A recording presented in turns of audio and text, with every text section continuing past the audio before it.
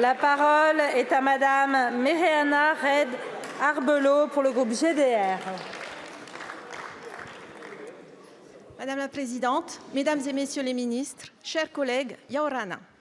Ma question s'adresse à Monsieur le ministre des Armées. Le 21 janvier 2021, le traité sur l'interdiction des armes nucléaires est entré en vigueur.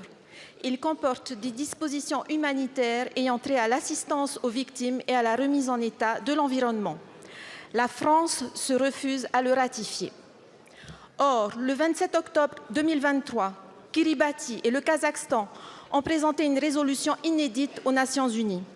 Celle-ci concerne le lourd héritage des armes nucléaires, mettant l'accent à la fois sur les dommages physiques et moraux aux victimes, mais également sur la remise en état de l'environnement dans les États touchés par l'emploi ou la mise à l'essai des armes nucléaires. 171 États ont voté pour ce texte. Les 4 puissances nucléaires ont voté contre, dont la France. Dès le dépôt du projet de résolution, des associations telles que ICAN France ont dénoncé l'attitude de rejet de la France, perçue comme un affront envers toutes les victimes de ces essais, y compris ses propres enfants. Le même jour, en réponse à une affaire concernant le stockage en couche géologique profonde des déchets radioactifs, le Conseil constitutionnel a rendu une décision inédite en estimant que le législateur, lorsqu'il adopte des mesures susceptibles de porter une atteinte grave et durable à l'environnement, doit veiller à ce que les choix destinés à répondre aux besoins du présent ne compromettent pas la capacité des générations futures et des autres peuples à satisfaire leurs propres besoins.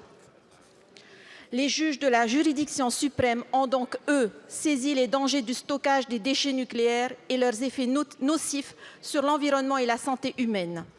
En Polynésie, les déchets nucléaires sont enfouis dans 2 puits d'1 kilomètre de profondeur dans une zone géologiquement instable car fragilisée par l'explosion de plus de 140 essais nucléaires souterrains et menaçant de s'effondrer à tout moment. Le ministère se félicite du suivi géomécanique et radiologique de l'atoll de Mururoa avec le dispositif Telsit 2. Merci, ma chère collègue. Merci. La parole est à Madame Patricia Miralles, ministre en charge des anciens combattants et de la mémoire. Madame la Présidente, Madame la députée Mereana Red Arbelot, permettez-moi d'abord d'excuser le ministre des Armées, Sébastien Lecornu, qui est occupé avec l'actualité internationale complexe que vous connaissez. Peut-être je vais commencer ma réponse en vous disant que nous n'avons pas attendu un traité pour travailler. Nous avons, avec le président de la République, ouvert les archives sur la Polynésie. Et donc, il y a 600 archives qui ont été ouvertes et qui permettent aux historiens, aux enseignants et aux chercheurs de pouvoir se rendre compte de ce qui a été fait avant sur les essais nucléaires. Nous sommes évidemment héritiers de cette histoire et nous en faisons toute la lumière. Peut-être vous dire aussi que le ministère des Armées est conscient de ses responsabilités particulières sur ce sujet des essais nucléaires en Polynésie. Il porte l'exigence de la transparence voulue par le président de la République. La surveillance des atolls continue à être réalisée selon un plan rigoureux et complet. Le ministère des Armées a effectué une rénovation du système de télésurveillance du site que vous connaissez appelé Telsit. La dernière publication de 2022 confirme que les objectifs de surveillance ont été remplis tant en termes d'alerte que du suivi de l'évolution géomécanique.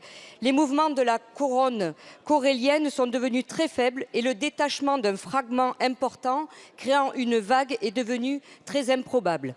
Nous continuons naturellement la surveillance. Les mesures effectuées permettent de classer le niveau d'évolution au niveau 0 de l'échelle des risques.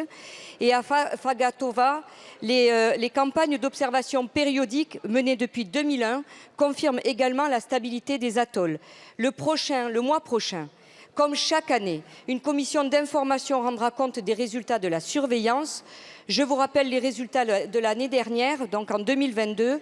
Du point de vue radiologique, on ne mesure dans l'eau, les végétaux et les poissons que des traces de réactivité à très faible niveau, identiques à celles des années précédentes. Merci beaucoup.